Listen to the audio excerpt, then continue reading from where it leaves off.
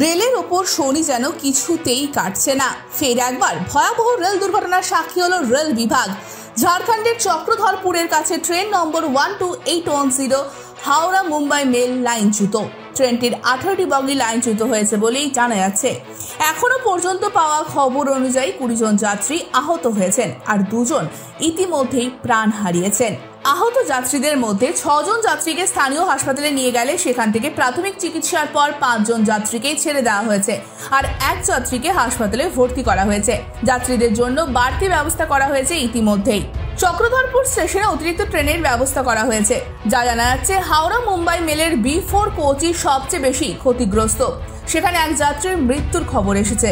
B4 কোচে আরও 1 জন যাত্রী আটকা পড়েছে বলে জানা গেছে এবং তাকে উদ্ধারের কাজ চলছে। তবে আশার কথা একটাই, বহু যাত্রীকেই তাড়াতাড়ি উদ্ধার করা সম্ভব হয়েছে। ফলে হতাহতের সংখ্যা খুব একটা বাড়বে না বলেই আশা করছে রেল কর্তৃপক্ষ।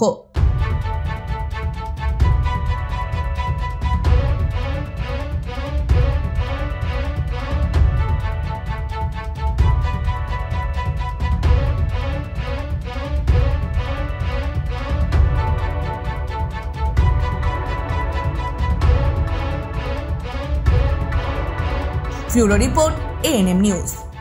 আরও খবরের আপডেট পেতে সাবস্ক্রাইব করুন আমাদের ইউটিউব চ্যানেলটি আর বেল আইকনে ক্লিক করুন নোটিফিকেশনস পেতে।